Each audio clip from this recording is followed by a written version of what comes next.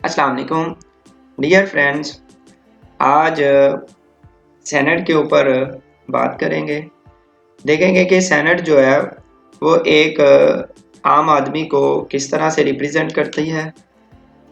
जो current election हुए हैं उनका क्या किरदार है, उनका क्या इम्पैक्ट रहेगा, और इसके अलावा जो इसका जो सेनेट का सिस्टम है, इलेक्टोरल सिस्टम जो है, इसके ऊपर भी थोड़ी सी हम बात करेंगे।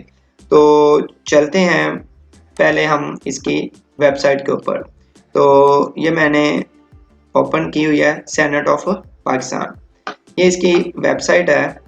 यहाँ पे अगर हम होम पे चले जाएं तो थोड़ा सा सेनेट कब बना, क्यों बनाया गया, इसके हवाले से भी थोड़ी सी हम देख लेते हैं। तो सेनेट जो है ये अबाउट द सेनेट के ऊपर चलते हैं। फर्स्ट हम ये ओपन हो गया है। यहाँ पे उसकी शॉर्ट सी हिस्ट्री जो है उसको हम पहले देख लें। हिस्ट्री में उन्होंने क्या बताया हुआ है कि फर्स्ट जो हमारा कॉन्स्टिट्यूशन है 1956 का, वो यूनिकैमरल जो है वो लेजिस्लेशन सिस्टम था। उसके बाद 1958 में जब मार्शल आ गया तो 1962 का जो कॉन्स्टिट्यूशन है वो आर्मी के अंडर ही जो है वो बनाया गया था। थर्ड जो वो भी यूनिकैमरली कॉन्स्टिट्यूशन था। और लास्ट जो 1973 का कॉन्स्टिट्यूशन जो बनाया गया है वो बाई कैमरल जो है वो सिस्टम के तहत उसको बनाया गया है। उसमें जो है सेनेट का जो एक लॉयर हमारा जो असेंबली होती है, उसके बाद जो है अपर हाउस जो है उसको सेनेट कहते हैं। ठीक है, ये बाई कैमरल जो है वो लेजिस्लेशन जो है वो 1973 के कॉन्स्टिट्यूशंस के अंडर ही आती है और इसको बनाया गया था। इसमें सेनेट्स के कुछ मेंबर्स अगर देख लें तो फर्स्ट जो है वो 45 ओरिजिनली जो मेंबर्स थे वो सेनेट के 45 थे। बाद में 1973 में 1977 में ये 63 मेंबर्स कर दिए गए और 1985 में इनको इनकी तादाद जो है वो 87 कर दी गई। और बाद में अब जो करंटली मेंबर्स हैं 2002 में वो 87 से बढ़ाकर 100 जो है वो कर दी गई थी। अब हम इसमें थोड़ा सा इसका सेनेट्स का जो कंपोजिशन है या स्ट्रक्चर है वो क्या होता है इसको हम देख लेते हैं कि ये ईच जो प्रोविंस है उसके 23 जो है वो सेनेटर्स होते हैं। ठीक है, हर प्रोविंस में जो है वो 14 जो हैं वो जनरल जो है वो मेंबर्स होते हैं। उसके बाद 4 जो होते हैं वो टेक्नोक्रेट्स या उलमा कराम वो होते हैं। उसके बाद 4 जो हैं सीट्स जो वो वुमेन्स की होती हैं और 1 जो होती है वो मिनॉरिटीज़ की, नॉन मुस्लिम्स की होती हैं। तो ये 4 जो हमारे प्रोविंसेस हैं उनकी 23 सीट्स, और उसके बाद जो कैपिटल है उसकी 4 सीट्स होती हैं, 4। फाटा की जो है वो भी 4 हैं और इस तरह ये 100 जो है वो सीट्स बन जाती हैं। ठीक है, और इसका अभी जो मतलब सिस्टम चला है वो कितने मतलब सेनेटर जो हैं वो रिटायर्ड हुए हैं और इनके ऊपर कितनी वोटिंग हुई है इसके हवाले से हम देख लेते हैं। यहाँ पे आप सेनेटर्स के ऊपर जाएंगे जब, तो यहाँ पे ये तमाम जो सेनेटर्स हैं उनके हवाले से ये लिस्ट आ जाती है। यहाँ पे ये मेंबर्स ऑफ सेनेट, यहाँ पे इसको थोड़ा सा आप नीचे आए तो ये तमाम जो है वो सेनेटर्स जो हैं इस वक्त उनकी लिस्ट आ जाती है।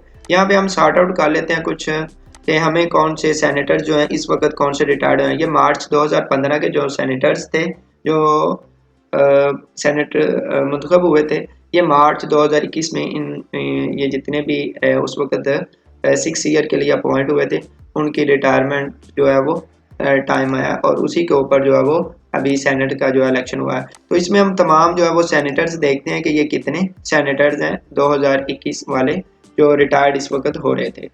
तो ये तमाम वो सेनेटर्स हैं जिनकी लिस्ट आ गई है जो इस वक्त रिटायर्ड हुए हैं।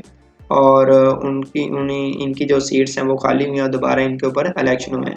ये तकरीबन 50 के नज़दीक हैं, ये ना वहाँ पे वो बता रहे हैं 50 ये मेंबर्स वो हैं।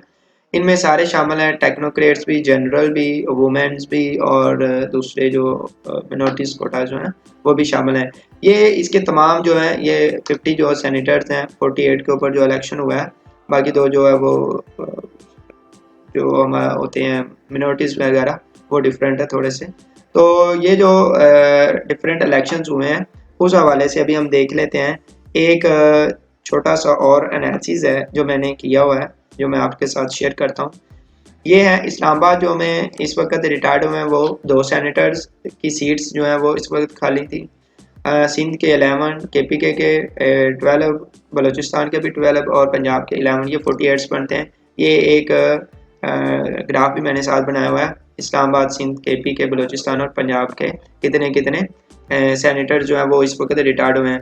पंजाब में आपको पता है कि वो सेनेटर्स जो हैं यहाँ पे विदाउट जो इलेक्शंस जो हैं वो मुंतखब हो गए हैं। यहाँ पे 5 PMLN के हैं और 5 PTI के और एक काफली का जो है वो उन्होंने मतलब डिसाइड कर लिए हैं बगैर इलेक्शन के। बाकी जो है इनके अपने अपने जो प्रोविंसेस हैं उस लिहाज से इनके वोटिंग जो है हुई है इस वक्त। तो उस लिहाज से भी हम एक जो एनालिसिस है उसको हम देख लेते हैं कि वोटिंग के लिहाज से जो इस वक्त सिस्टम आया है कि एक पार्टी ने कितने कितने जो हैं वो सेनेट्स की सीट्स जो हैं वो जीती हैं। तो इसमें जो 2018 में जो टोटल सीट्स थी ये PTI के पास वो 12 सीट्स थी।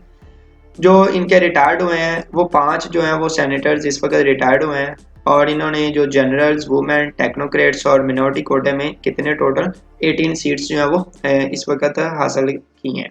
इनमें से 5 उनके रिटायर्ड हो गए हैं, तो 12 में से 5 बाकी जो 7 हैं और उसमें से 18 जो है वो इस वक्त जो इन्होंने गेन किए सीट्स, तो ये टोटल 25 बनती हैं। तो प्रीवियस जो इलेक्शन हुए थे 2018 के मुताबिक इस वक्त PTI ने 13 जो हैं वो सेनेटर्स जो हैं वो सीट्स अपनी इंक्रीज कर ली हैं। PP का अगर हम देखें तो उन्होंने 2018 में 21 उनके सेनेटर्स थे, 8 के जो रिटायर्ड हुए हैं और उन्होंने 8 ही जो सीट्स हैं वो अपनी बरकरार रखी हैं 21 से, ना इन्होंने गेन किया ना इन्होंने लॉस किया कोई सीट्स।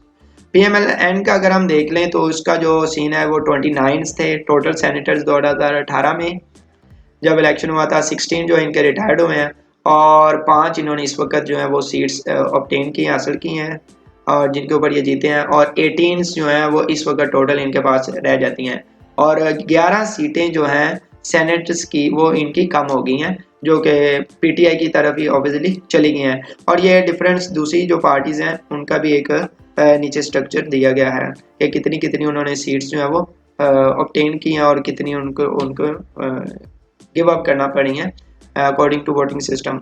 तो अगर हम इसका एक और शॉर्ट सा एनालिसिस है कि 3 जो अपर पार्टीज़ हैं उनमें लीडर जो है वो PTI का शहजाद वसीम था PTI का, उसके बाद शीरी रहमान जो है वो PP की और राजा जफ़र उल हक जो है वो PMLN का था। इस वक्त अगर हम देखें तो लास्ट जो इलेक्शन था उसमें 12, 21 और 29 का कंपैरिजन था। सीट्स जो वोन की हैं वो 25 हैं, 21 हैं और 18 हैं, ठीक है। तो सीट्स में चेंजिंग जो है वो कितना है, 13 PTI की इंक्रीज़ हो गई हैं और इनकी PP की कोई भी इंक्रीज़ नहीं हुई और जो PMLN है उसकी जो 11 सीट्स हैं वो कम हो गई हैं, ठीक है। इनके में ये नेक्स्ट हम लास्ट पे हम देखते हैं कि इसकी सीट्स के होने या ना होने से क्या अफेक्ट क्या पड़ता है। तो अगर हम एक छोटा सा और हम देखते हैं, नेक्स्ट हम ये कंपैरिजन बाद में करेंगे, पहले हम ये देख लेते हैं कि ये जो सिस्टम है ये कैसे इसका चलता है।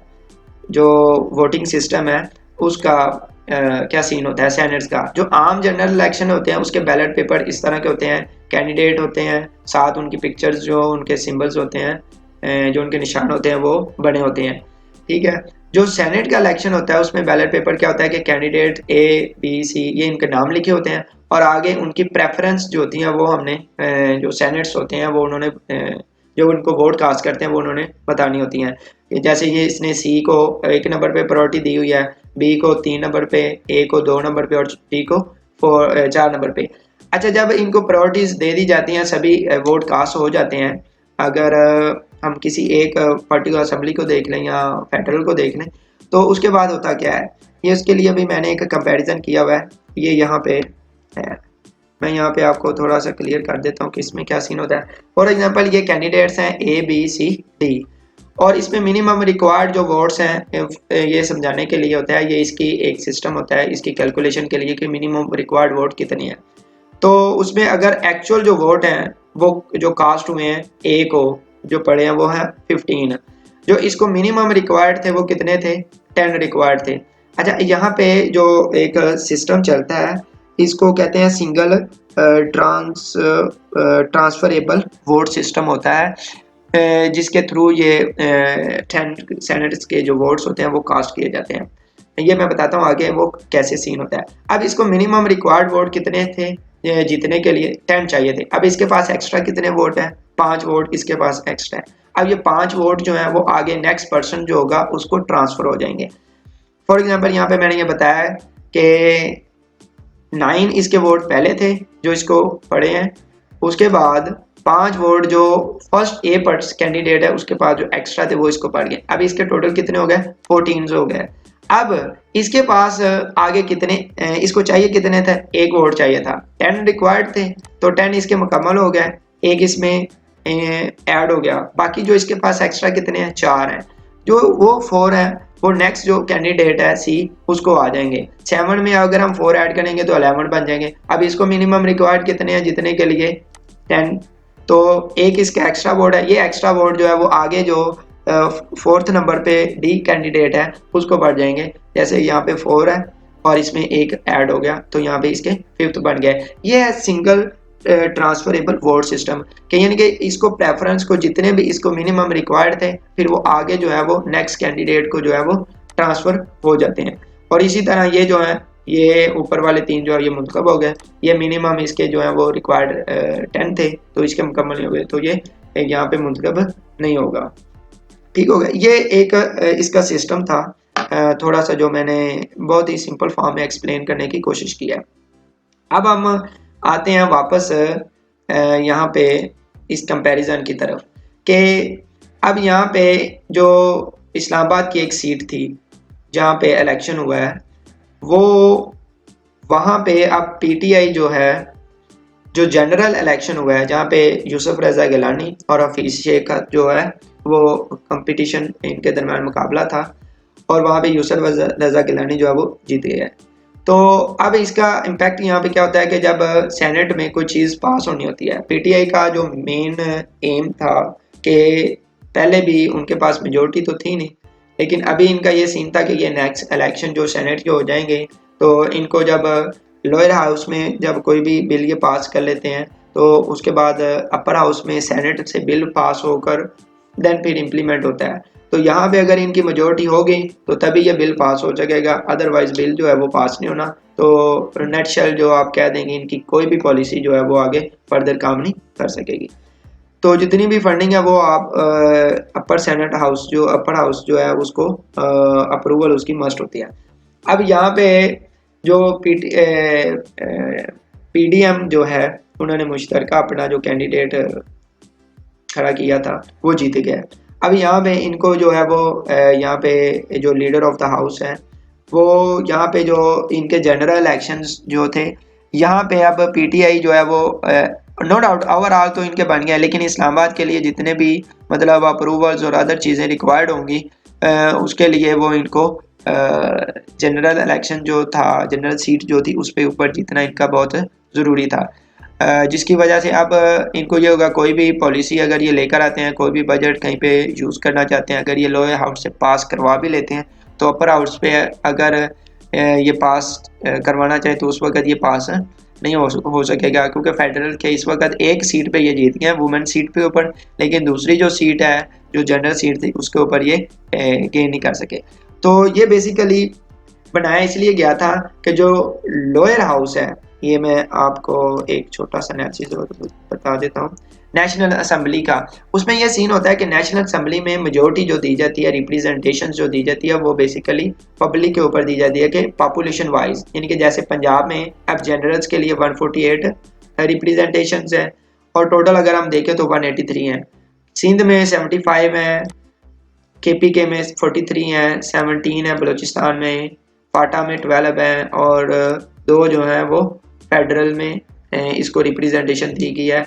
और इसी तरह टोटल जो इसके नेशनल असेंबली के बनते हैं वो कितने मेंबर्स होते हैं, 342 मेंबर होते हैं। अब यहाँ पे पॉपुलेशन के लिहाज से रिप्रेजेंटेशन दी गई है, लेकिन सूबों को इक्वल रिप्रेजेंटेशन देने के लिए, मतलब कि हर सूबे को इक्वल अपॉर्चुनिटी दी जाए कि उनके जो मसले मसाइल हैं उनको वहाँ पे डिस्कस करने के लिए, उनकी रिप्रेजेंटेशन इक्वल शो करने के लिए सेनेट बनाया गया था 1973 के कॉन्स्टिट्यूशन में, जिसको बाई कैमरल जो सिस्टम है वहाँ ये लेकर आए गए। जो लोअर हाउस है उसको और उसके बाद सेनेट जो है वो साथ उसको भी शामिल किया गया, इसलिए बाई कैमरल जो है वो सिस्टम इंट्रोड्यूस करवाया गया।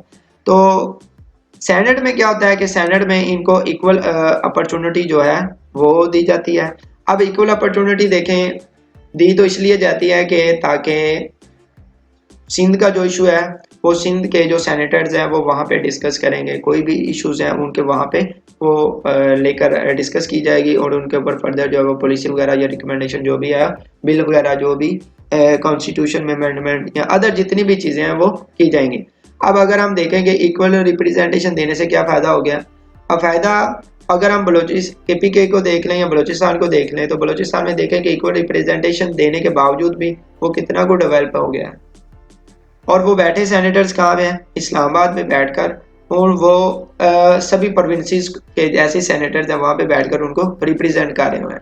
और फिर ये 6 ईयर्स के बाद रिटायर्ड होते हैं, मतलब कि इनकी जो है वो आगे सिस्टम पेंशन का शुरू हो जाता है। और वो इतनी जो मतलब बर्डन है वो इसीलिए है कि अवाम की फलाह की जाए। तो अवाम की फलाह जो है वो इसी तरह हो रही है कि बेरोजगारी दिन ब दिन बढ़ती जा रही है और ये अपने मतलब सिस्टम के ऊपर चल रहे हैं। ठीक है, तो इस सिस्टम को आप अच्छा भी कह सकते हैं अगर तो रिप्रेजेंटेशन प्रॉपर तरीके से की जाए, हर प्रोविंस का जो इशू है वो वहाँ पे लेके जाएं, उनके ऊपर जो भी पॉलिसी रिक्वायर्ड है वो बनाई जाए, तो फिर तो वो समझ आ रहा होता है कि ये सिस्टम ठीक है। लेकिन जब काम ही नहीं करना तो फिर तो ये कोई भी इस सिस्टम का जितने भी मतलब एक्सपेंसेस हैं उनका कोई फ़ायदा नहीं है। तो होप नई जो मतलब कबीना आएगी वो बेहतरी के लिए होगी, बेहतर काम करेगी, हमारी तो ये दुआ है। होप कि आप लोगों को मेरी ये वीडियो अच्छी लगी होगी, इसमें जितनी भी चीज़ें जो डिस्कस की गई हैं वो आपके लिए बेनिफिट